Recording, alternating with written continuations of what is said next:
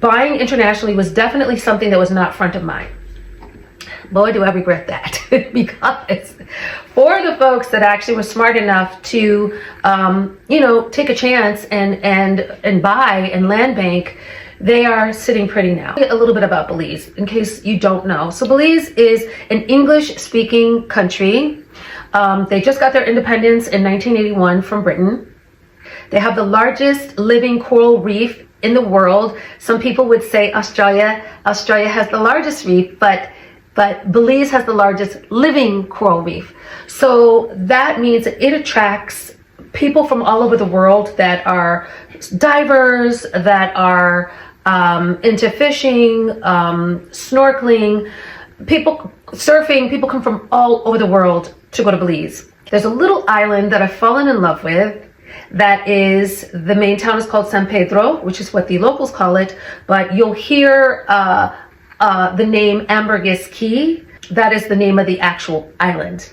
The island itself, it has a population of about 400,000, but they have about 500,000 annual tourists that come to visit Belize and the islands that surround it. Don't quote me, but I think it's like 700 islands that make up Belize. There's one in particular that has a population of about 40,000, which has turned into the #1 tourist attraction in that region. And where is that region?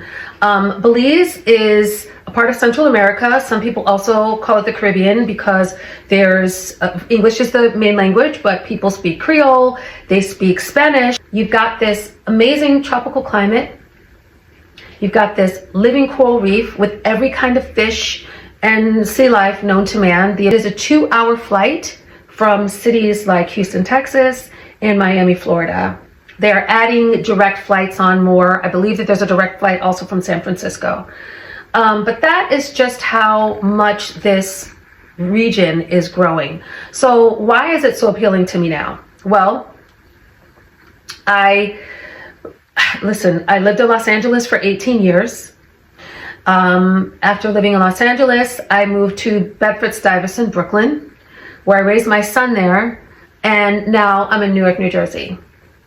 When I lived in Los Angeles, I was a renter for years, but I also owned a home and bought right at the time in South Central that it was at a turning point, and by trend, it blew up.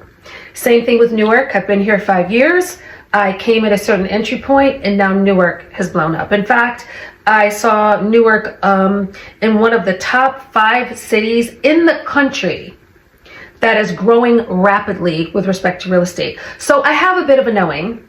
And going back to my arc in real estate here in the States, specific to New York, it wasn't always popular to choose to do programs, but I do feel like there's room for you to seek what you want out of your quality of life without pushing out the people that paved the way and were there when it was grimy and there wasn't a lot of resources or street cleaning or bodegas. And I feel like the same thing is calling me to Belize.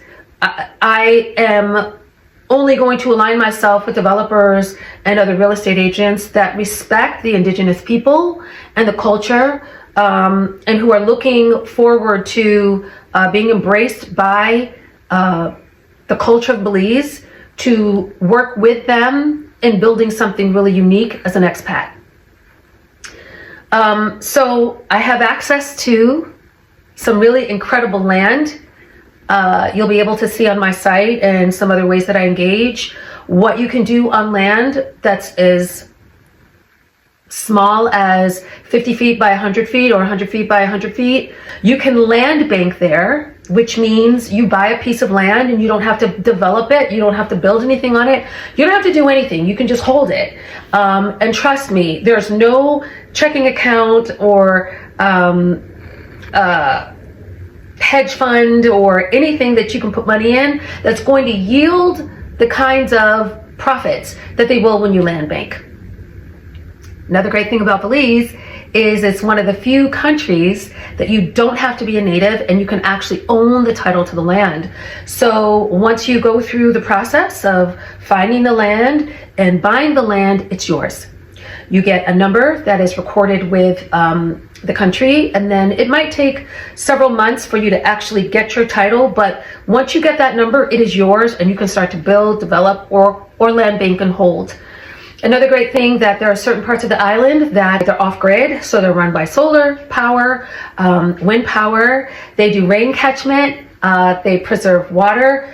To me, for what would be considered a third world country, they are leaps and bounds ahead. The culture and the country is extremely protective, which is why it is such a treasure and such an incredible opportunity. It is very stable when it comes to their economy.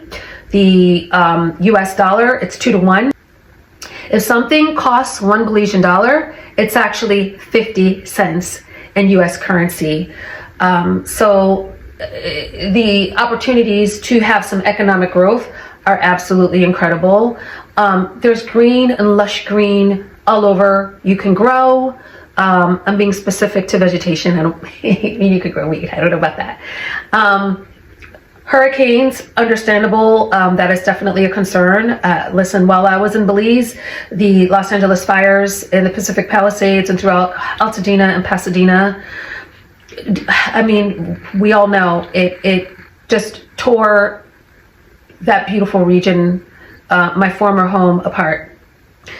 We all have to keep our eyes on climate change and things that are affecting the planet, from earthquakes to volcanoes to tornadoes and hurricanes, fires as well. The thing that's incredible about Belize is there's been millions of dollars put into the infrastructure. You almost feel in certain parts that you're in like Venice, Italy, because there's canals that have offset a lot of the flooding, and people build in concrete and on stilts. And when I tell you, you look around and you're looking at places that have been standing for hundreds of years, ruins that have been standing for thousands of years. So, you know, as long as you stick with an architect and a plan that is hurricane proof, you can best believe that you'll have a property that stays for a long time. I'd also like to talk about a couple of people that are already on the island. There's an influx of professional athletes. This might be a draw. These are men that are all married. I'm not trying to have anybody get in any kind of trouble, but they've gone on record and talked about this very thing, and that they have started buying property and developing, literally like buying the block. In Belize. One of them is Justice Hill. Listen, I'm gonna go to the island and see if we're related, because I'm a Hill too. Maybe me, Lauren, and Justice are kin. I mean, we're all very good looking. Another one is Chuba Hubbard. There's also several other athletes and actors as well that have actually bought islands off of the island, because like I said, again, there's 700 islands that make up Belize. So also, listen, if you're thinking about like, is it stable? I don't think that the Marriott or the Hilton would build huge hotels.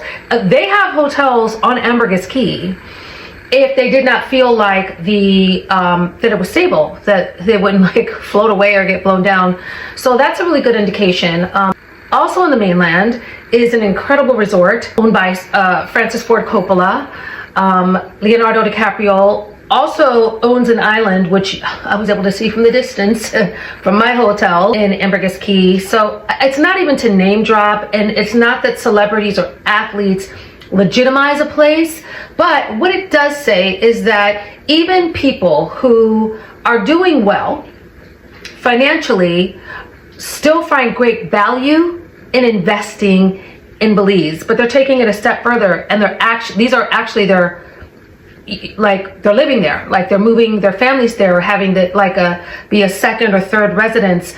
So that just gives you an idea that this is a place that people have had their eyes on for a while. You might hear things like, oh, people are buying up all the land, there's not a lot of land. Listen, I was there. There's a lot of land. This is not a decision that you need to make out of fear of missing out. I do think that this is the time, because there is a sweet spot. There's still entry points that aren't crazy, but there are also places on this island that are going for upwards of $1 million and more than that. I'm just saying there's entry points for lots in areas that are not as dense yet, that are still very, very like beyond reasonable. So I did just want to make that point. Let me just say something quick about the food. It's bonkers.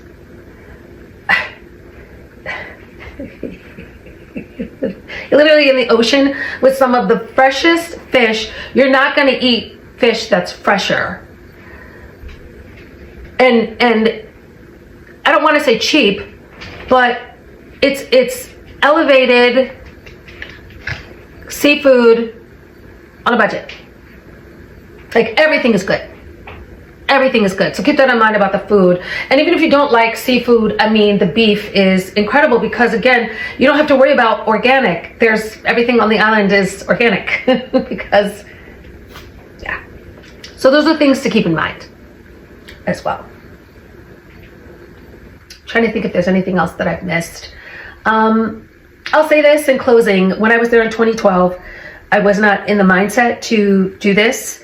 And I urge younger people to, you know, go in with folks and start to put some money someplace like this where you can grow, because the price of properties are only going up.